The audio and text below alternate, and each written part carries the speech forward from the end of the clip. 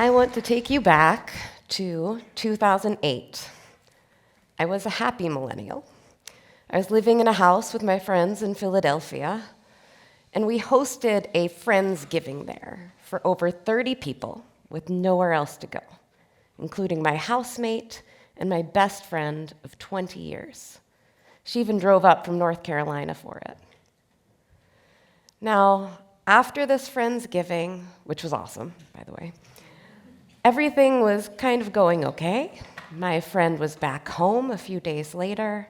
The plates were put away, mostly clean. And I sat on my bed and opened my computer to do some work. But when the screen lit up, it was on my housemate's G-Check conversation. She'd borrowed my computer. So, of course, I clicked away immediately, right? No. My name was on that screen. And so you better believe I read every word of what turned out to be a 2-hour G-Chat conversation between my housemate and my best friend, exclusively about how much they resented me. They even wished my mother would die so that I would feel lonely for once. So I cried, obviously. I was devastated. I was embarrassed. I was mostly so confused. How could they do this? I had to understand why, because we were friends. And now, I study friendship for a living. And I can tell you from personal experience that yes, friends can break your heart. But I can tell you from both personal experience and my career as a friendship scientist that friendships are one of the most powerful relationships we have to lead happier, healthier, longer lives, to create happier, healthier, more resilient communities. And it's that part of friendship I want to talk to you about tonight. So let's start by defining our terms. We can think of friends as something simple. Friends are people who help us because they care about us. And this is true around the world, even if we have different thresholds for what counts as a friend and different words for it.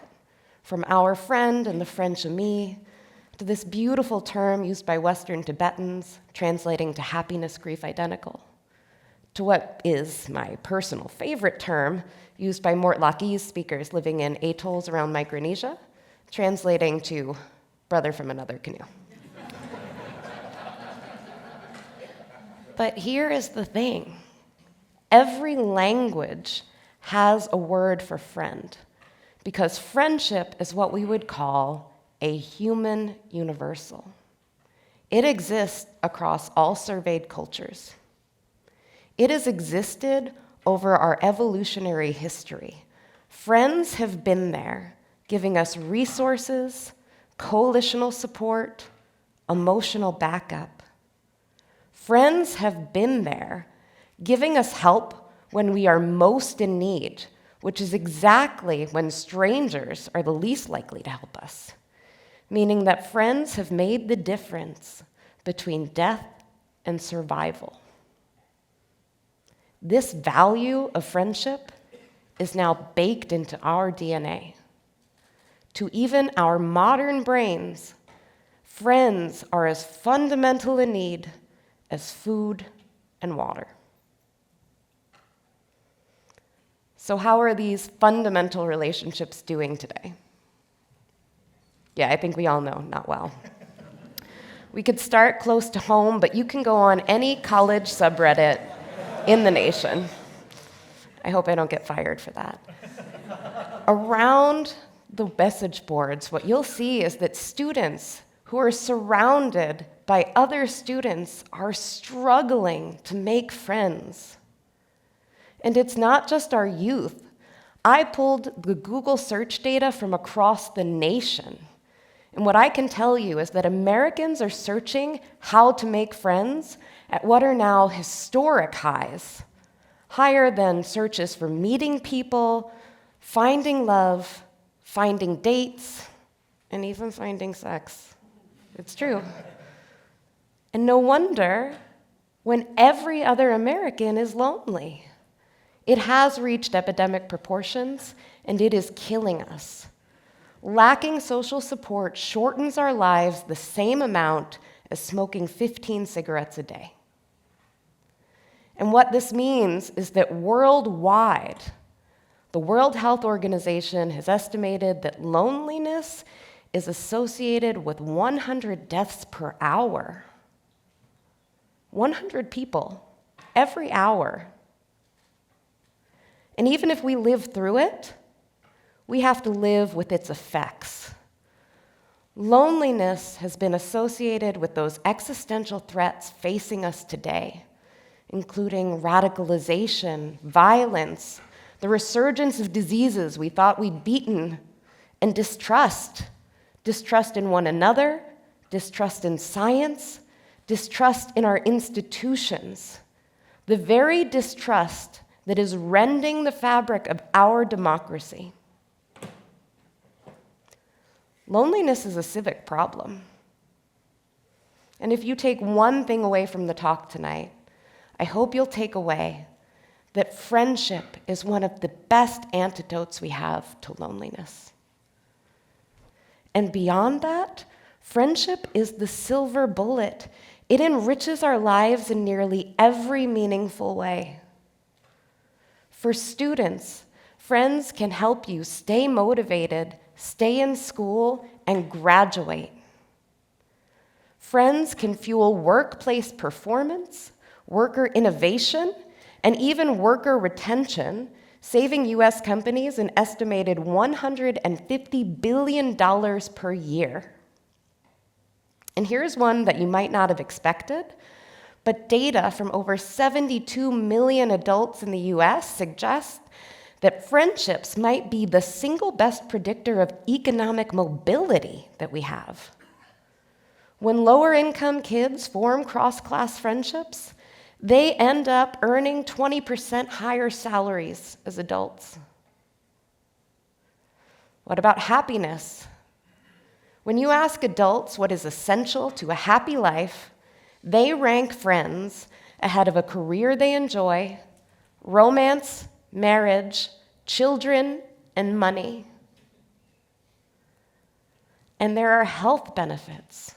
Friends are associated with better cardiovascular health, better sleep, better immune functioning, and reduced risk for a slew of negative mental health outcomes. For older adults, having friends can reduce your risk of stroke by 1/3 and reduce your risk of dementia by 50%. Friendship exerts such powerful effects on our health and well-being that if friendship were a drug, it might be one of the most prescribed medications in history. Friendship works at the societal level too. Communities bounce back more quickly after disasters when social ties are strong. Public health, volunteering, voting, these civic behaviors depend on networks of people who talk to and trust one another, on friends. Friendship might just be the most overlooked tool, not for individual health alone, but to create healthy societies. So why are we not acting like it? And we're not. Policy has dropped the ball. Friends are as determinative of your health outcomes as sleep, nutrition, and exercise, but friends are invisible in policy. Unlike marriage, they don't get tax benefits. Your friends can't be on your health insurance. They can't visit you in the hospital necessarily, and you might not get time off to grieve them. Science has dropped the ball, and not just medical science, but let me ask you, when's the last time your primary care physician asked who supports you alongside questions on anxiety and depression? We should be asking that.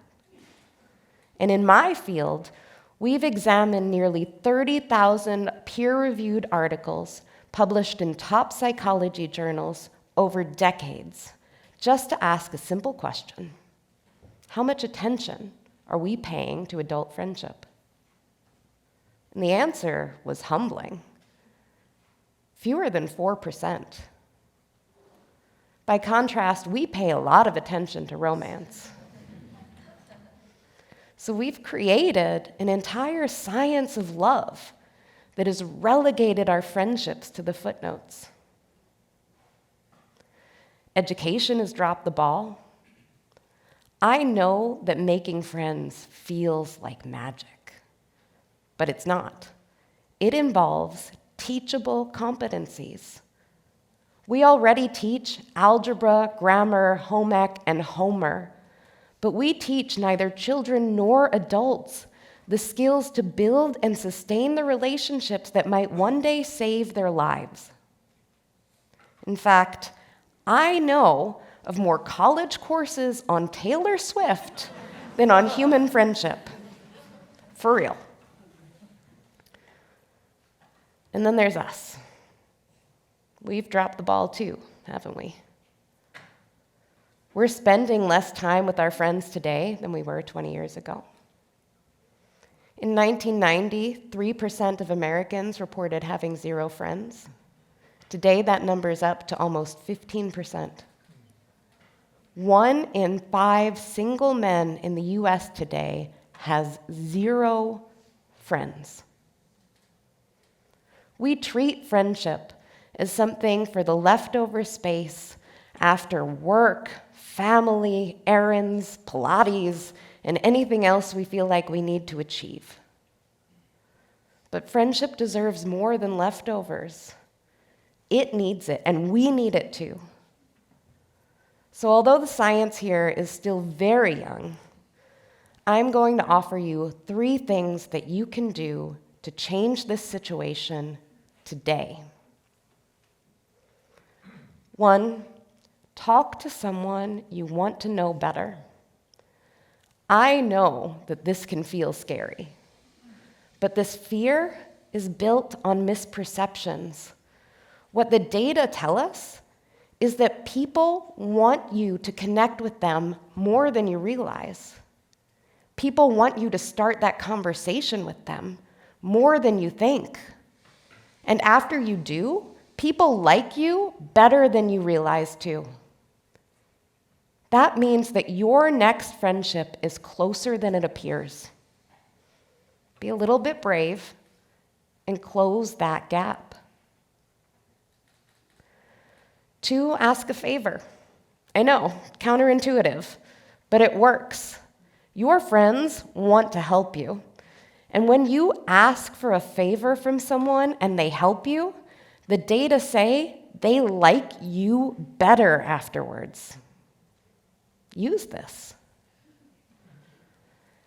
And 3, call that friend you've been meaning to call, and do it today.